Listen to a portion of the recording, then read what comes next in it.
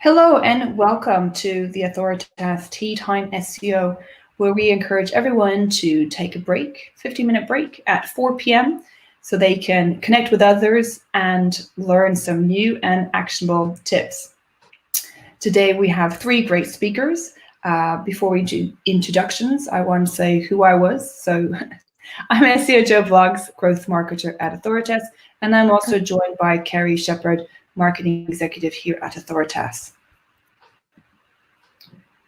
So we've got three great speakers, as I mentioned, joining us today, and they'll be all sharing their tips around page level optimization. What do you need to do to beat the competitors? We have Kerstin, Reichert, Justyna, and Azeem. Over to you, Kerstin. Hi, everyone. Very well excited to be here. I do have coffee, no tea, but cheers to that.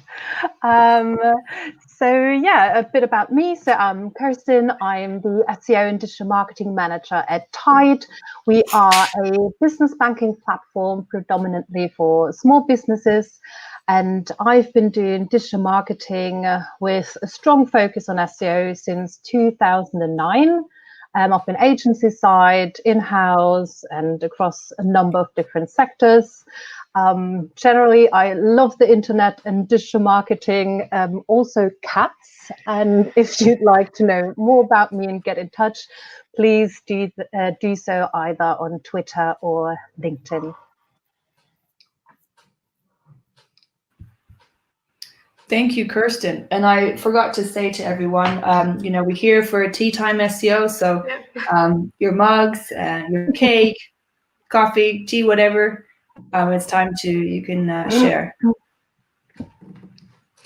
Yeah, okay. So hello, everyone. My name is Justyna Pruszyńska. I am SEO and content specialist at Bluerank. I am really passionate about SEO, SEO on YouTube, influencer marketing and content marketing, and I really love creating content outreach strategies for my clients. And today I will be talking about that strategy. And I also like to share my knowledge. For example, yesterday I wrote a blog post about EAT.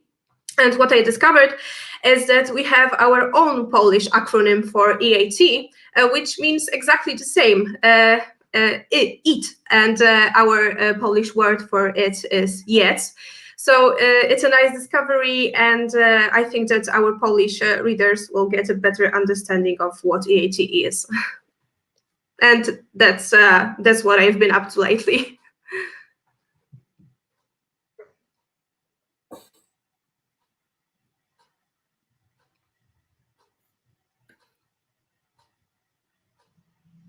Okay, hello. So I'm Azeem Ahmad, digital marketing manager. I have been in the industry several years. I've got a mix of agency and in-house experience. I started off and I spent a few years in PPC. So sometimes when I talk at SEO conferences, I feel like a bit of a fraud sneaking in. But I feel like I've learned a little bit now, enough to share my knowledge with everybody. At the moment, my current role, I work in the education sector for a university. So that involves basically trying to get students to come to our university. That role involves me touching on various points, including PPC, SEO, social, spinning many plates at once.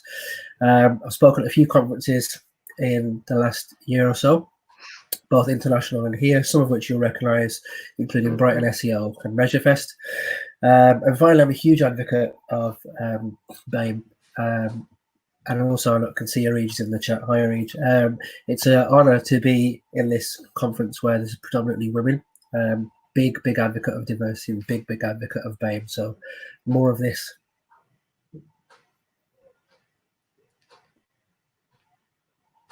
Joe, you're on mute. Technical difficulties, sorry. I just want to say thank you for everyone for joining, and hello to everyone in the chat. Alexandra, Areej, Alice, Pavel, Jacob, Christina, Patricia, Rafael, Lawrence, Blake. Thank you all for coming, and we will have some Q&A at the end. We'll pass over now to Kerstin and then Justyna and Azeem, who will share all their nice, juicy bits of content and tips. So over to you, Kerstin. Cool. So let's get started. Also, I'm really loving the live comments. Great to see you all. Hi, Reed. All right. So much for that. Anyway, so page level optimization. What can we do to beat the competition? So I thought about this and I thought, well, let's go back to basics. So here's my tip number one. I think this is something we all see or learn when we start out with SEO. It's like SEO 101, all the page level elements that you can optimize for a certain topic or keyword that you want to rank for. I think there's two major things you need to consider.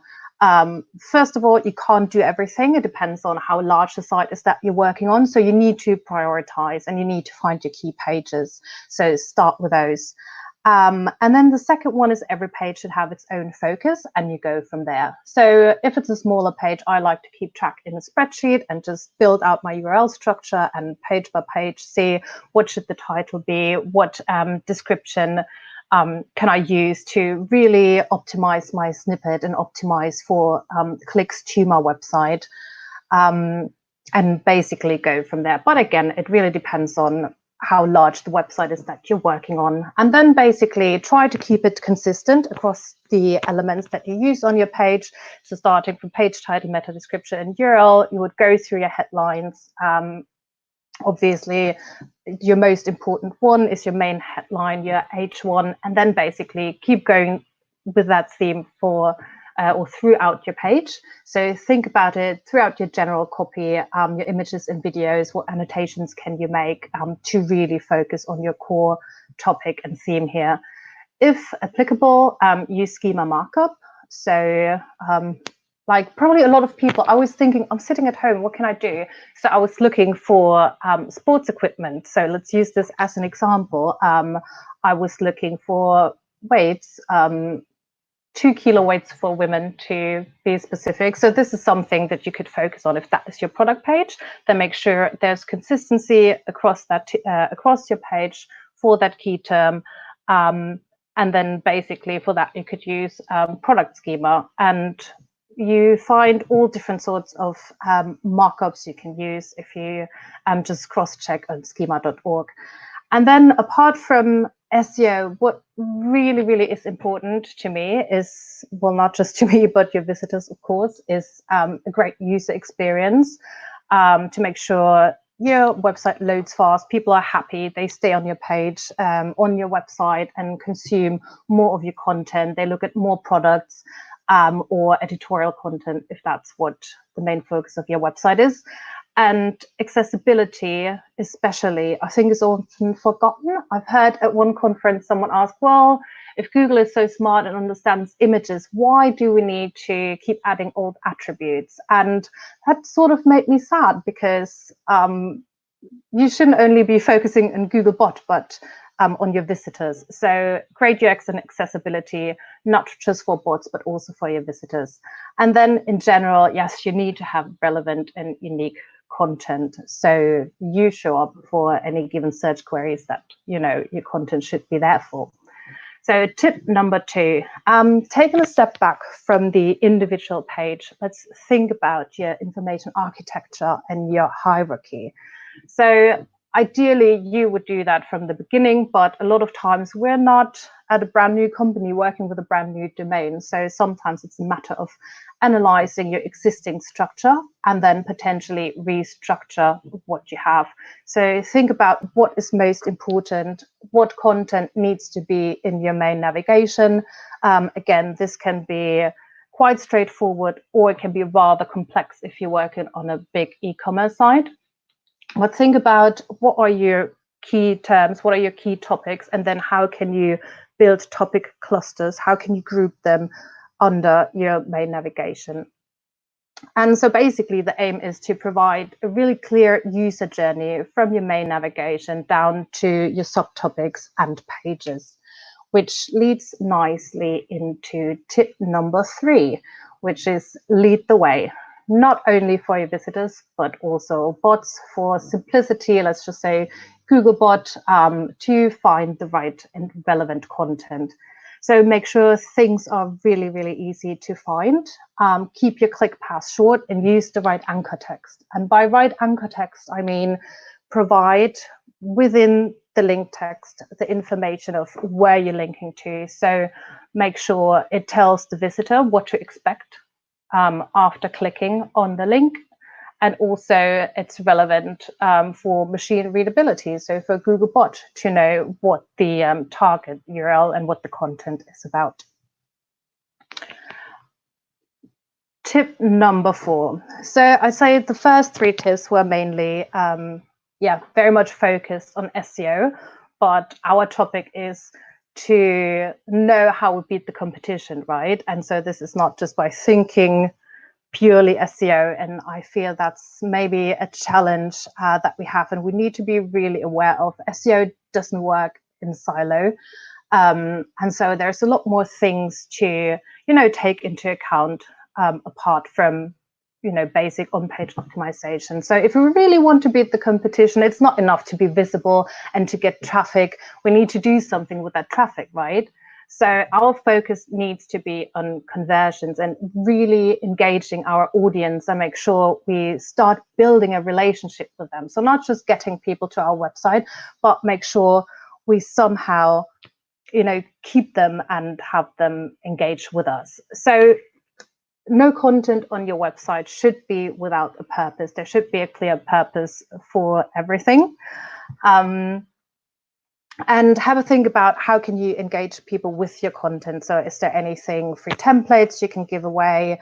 Can they sign up for a newsletter or download an ebook, like anything that gets them involved early on? So essentially tip number 5 is the main thing altogether. Get SEO right by getting things done. So we all have amazing ideas, so we're not going to beat the competition with our ideas and insights, that we work on every day. We actually need to have a plan and, most importantly, execute it. So within your company, champion SEO from the start. Make sure you shout about it, you get everyone on board that you need. So for example, in my case, it would be mostly the product team, UX and design, web developers, and PR, and see how you can best work together and make the most out of your SEO knowledge combined with their areas. So meet those people, talk to them, care about what they do. You need to understand what their objectives are and then find out how they can work together, so you can really push for what you need to get done, but at the same time be able to contribute to what they need to get done. So you need to collaborate across teams, and you can do that in many, many different ways. For example, you can work together with paid search and share keyword lists and get performance insights and test new landing pages. And you can work with your PR team to get involved in upcoming campaigns they have and get their views on campaigns you're working on to see how you can get the most out of it. You can work with the product team and get their insights on what maybe your customers are struggling with. This can help you inform your content. And you can also support your product team by thinking, okay, what's my core product, but what are people searching for around that, and then help with product creation. So all in all, to really beat the competition, visibility and traffic is not enough. But things you can do is you can be faster, you can be better connected, and therefore get things done and smash SEO. Great, thank you very much, Kerstin. Lots of tips there, and please, everyone, feel free to drop some questions and comments, as some of you have been doing in the chat, and we can answer them at the end. So I'll pass over now to Justyna, who will go through her top tips. Okay, so today I will be talking about creating content, having a customer journey in mind, and going an extra mile. So my first tip is to become your perfect customer, to know what other people search for and what they might need in the future. And sometimes it isn't easy. For example, I have a client that sells baby products, and I'm not really a maternal person, but it doesn't matter. I just had to become curious and explore all the nuances about pregnancy and babies there are. And I thought that the best thing to do is to go on Facebook groups, maybe follow some Instagrammers, and of course, watch a bunch of YouTube videos about babies, pregnancy, etc., etc. And after that, I really got to know my target group better. And I did all of that because, well, I started thinking like a mom. And that's great, because after that, you will really be able to go the extra mile and create great ideas for non-standard content that your competitors simply won't have, because keyword analysis or gap analysis won't tell them everything. And yeah, and after knowing your target group, you have to create content outreach strategy. And the goal of the strategy is to increase brand awareness, the user's trust, and of course to obtain some links and mentions. And that strategy has to have these out-of-the-box ideas. So we want to create engaging content that people will easily share and talk about. So I'm not talking about articles or blog posts, but something really fancy. For example, for that client with baby products, we can create an ebook with a Q&A for new moms. We can create an infographic with a perfect layette set for babies, or maybe conduct a survey that will lead us to report on pregnancy trends, something like that. So something that's really non-standard. So it's like an attempt to create a viral because we want that to really be linked naturally on other sites. But we want that also to be shared on social media, because I am a real advocate of bringing SEO and social media together with one strategy to achieve the best results. And after you're understanding your consumers, you have to understand their user intent. So we have 6 canonical consumer needs, and when we are choosing the right keywords, conducting an analysis, we have to make sure that we are using the keywords with the right user intent. And I have a great example for that. I have a client that is an online pharmacy, and we have all these general keywords that are just like basic names of the drugs. For example, Prozac. And is Prozac a transactional keyword, or is it an informational one? And to know that, you just have to type it down in Google and see for yourself. And sometimes the results are really surprising. So after I did that, I knew that Google is changing SERPs quite frequently. But what I learned is that we don't have one user intent for the name of the drug, because 1 week the user intent is more informational, so we see pages that are describing, for example, Prozac, and 1 week is transactional. So what we did, we just advised our clients to optimize their site for both user intents. And understanding your customers and their intent is the core of customer journey. And why is that?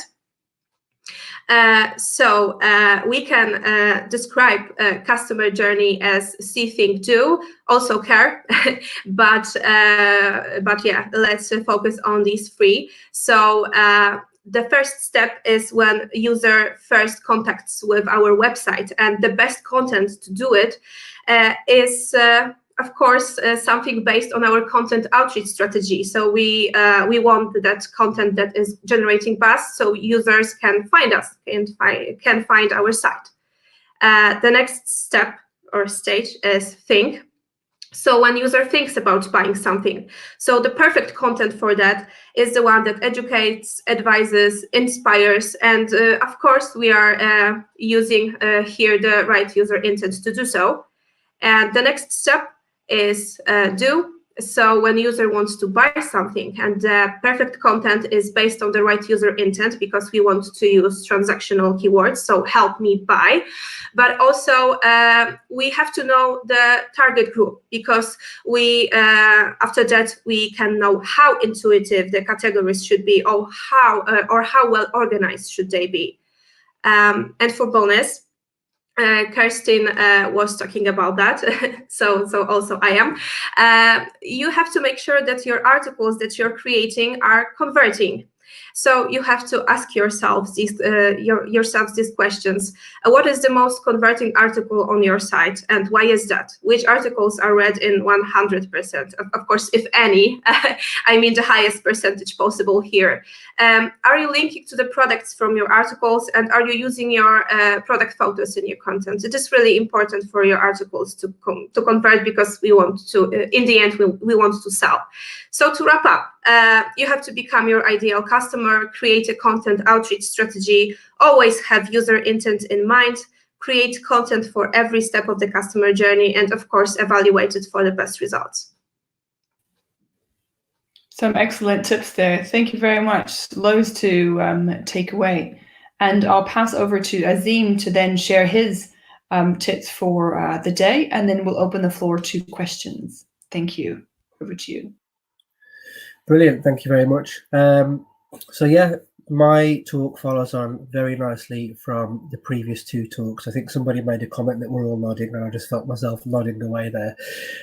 So the next few minutes, I'm going to share a few tips with you, but it all centers around two things which I think everybody should do to measure themselves better against the competition.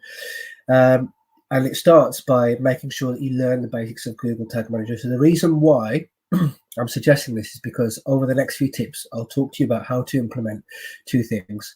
One that Justyna touched on, which was implementing scroll depth. And the second one is all about implementing YouTube tracking on your website. Just for a little bit of context, when I first started in the industry, and when I was looking at competitors and I was doing a competitor analysis, I found myself falling into a trap where I was spending too long looking at what they were doing, try and bring it back for me and my clients, saying, hey, look, your competitor's doing this, your competitor's doing this. And we were always trying to chase and keep up with the competition. And then I found out, actually, that's probably not the best way to do it. You should probably look at what you are doing, what your USPs are, what's really good about what you offer and what your clients offer, excuse me, for you to do things a little bit better.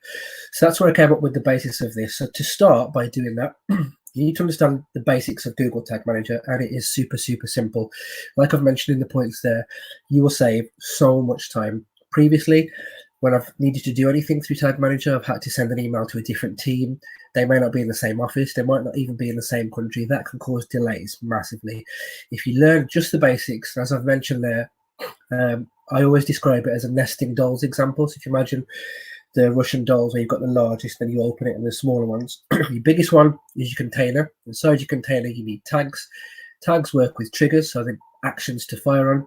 And then you can have various variables inside the triggers. The last point there, you can see there's a bit.ly link about a talk that I did last year at Brighton.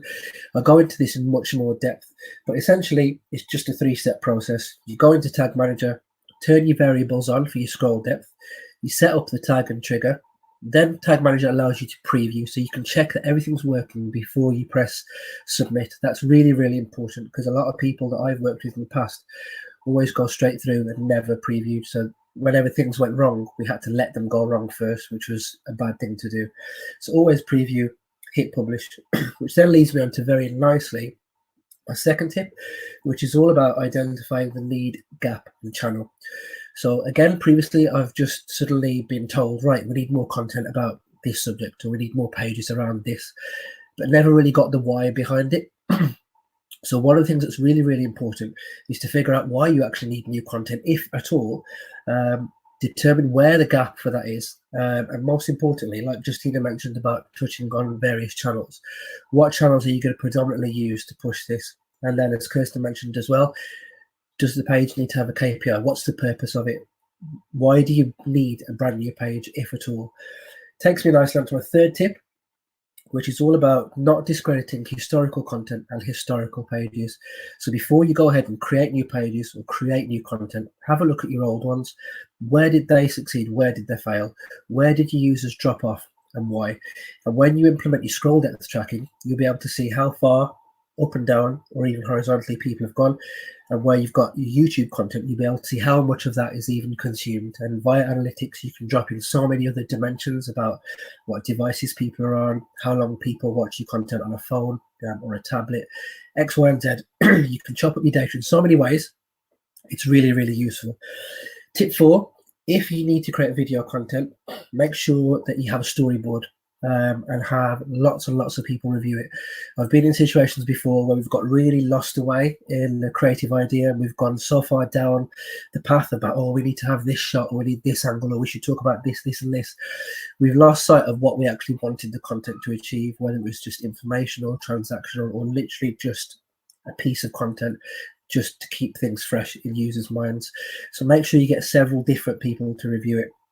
If it's a brand new page, create a wireframe, look at your traffic. Where is it coming from mainly? Is your traffic mainly desktop?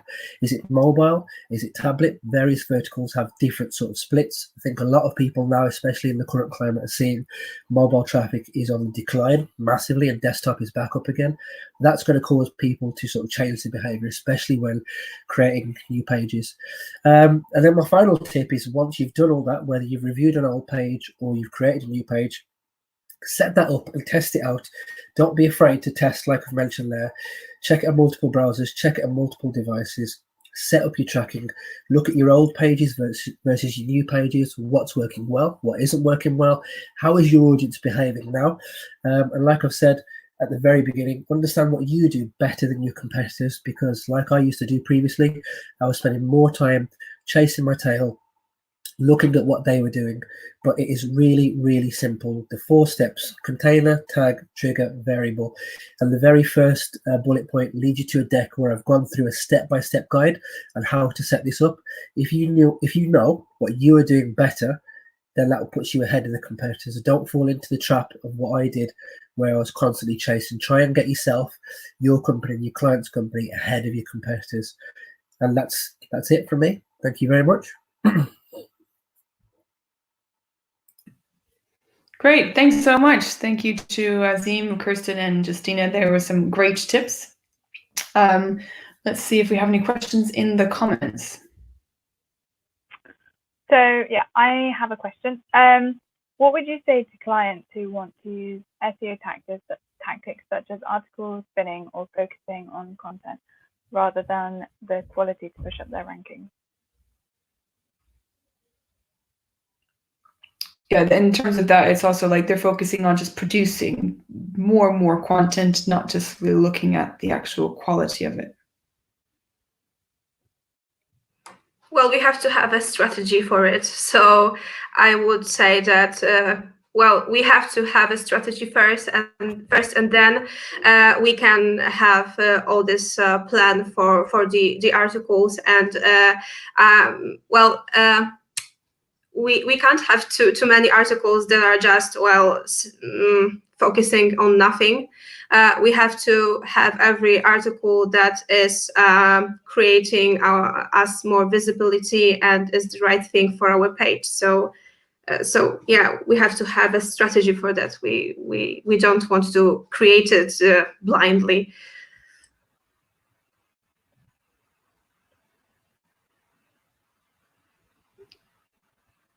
Great, thank you for that.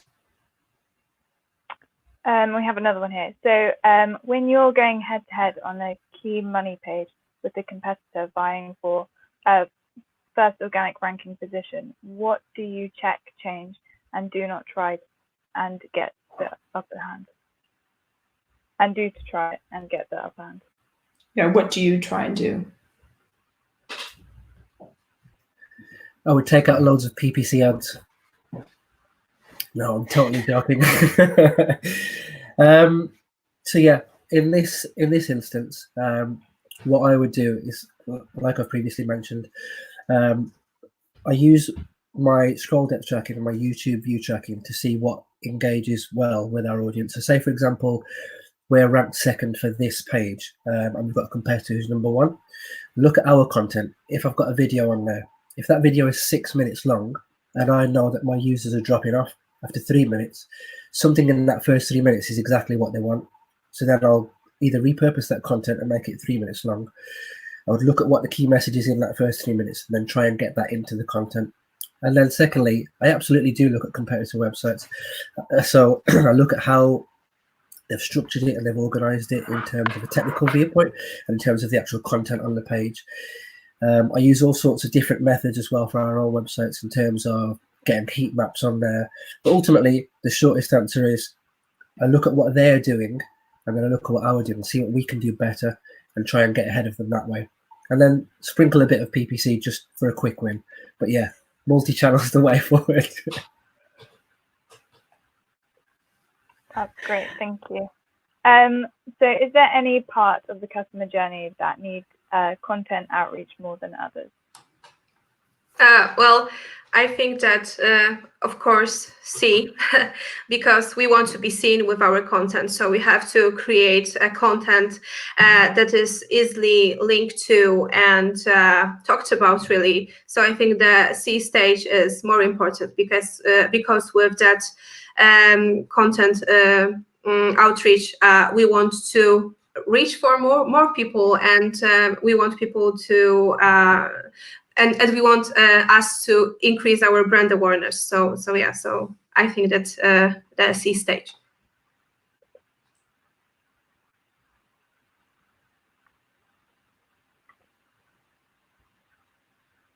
Good. Well, that sums it up quite nicely on that. Does anyone else have any comments on that? Like any part of a customer journey that need content outreach more than others? None from me. I think that's been answered pretty well, to be honest. Yeah. Okay, great. We think we've just got time for a couple more. So there's just one come up in the chat, and then we'll add. I think there might be another one after that. Yeah. So what is the tip to avoid keyword cannibalization in a scenario where keywords of different clients with the same in a scenario where keywords of different clients in the same area will compete with each other? I'm not sure I understand that correctly. So are we talking about clients, 2 different clients who are competing with the same keyword or around the same product? Because in that case, I wouldn't say it's keyword cannibalization. It's more of a client competition issue. Mm-hmm. And maybe it would be about thinking if there's a conflict of interest, but I'm not sure. Maybe I'm misunderstanding the question. I think that was around maybe just the word cannibalization. I think that, yes, when you have different clients or there's just different companies in the same area, for example, insurance, yes, they will compete with each other. So I think really, so it ties into what you were saying, Azeem, if there are lots of competitors, then, you need to get ahead of them, see what they're doing well and do better and sprinkle some PPC. Or maybe it's about duplication. So I don't know, maybe the same descriptions of products or something like that. There could be a problem. Yes, if there's on one site, if there's duplication of content on someone's site and they're both sort of ranking, but for the same sort of terms, then yes, you'd need to actually address that on the actual website. I think we just have one final tip. Question just about companies. It goes back to the question that Carrie asked before about if people are producing lots and lots of content for the sake of it. There's some companies that do want to do this, or some agencies. What would you recommend for that? Justyna, you talked about, well, it needs to come into a strategy. Yes, because, well, the mass content, I think that doesn't have the quality, because we have to make sure that our page is not widening like crazy. We don't want to have too much content, because in the end, I think that on e-commerce sites we want to sell. So if we have too much content, we can easily forget about other things like categories and product pages. So we have to make sure that the content we are creating is giving our users something. It has to have a purpose, so it has to have a strategy for that. So yeah. Okay, great. Well, thank you very much. We had some wonderful tips. Fantastic to see three of you here today and share your insight with us. We are back tomorrow at 4 p.m. with Maria Camanez and Natalie Mott, and they're talking about crawling large e-commerce sites. So back here tomorrow at 4 p.m. Thank you very much. We also have all our blog posts live on our site with some of the key points and tips from the talks we've had last week. So we just at our blog today. Yes. So as Kerry said, we all have the blog post recap from today's session. We have them on our blog. We also have the agenda. So, have a look at our blog. Kerry sends quite a few different emails announcing the different agendas for the week. And subscribe to the YouTube channel so you can continue to have some tea and cake with us at 4 p.m. Thank you very much, everyone. That was a great nod you had, Azeem. Probably cold now, but yeah. Just want to finish by saying thank you very much for organising this. I think it's really, really useful, especially in the current climate where we can't actually get out and enjoy these talks in person. It's a really, really fascinating way to get some tips and try and keep on top for our clients and ourselves and our own in-house work. So yeah, a big thank you from me, and I'm sure everybody else who's attended these talks and taken part. So yeah, thank you very much. Thank you very much. And we'll be tweeting out on LinkedIn and Twitter, so feel free to connect with everyone that has been asking you some questions today. Thank you all. See you soon. Bye.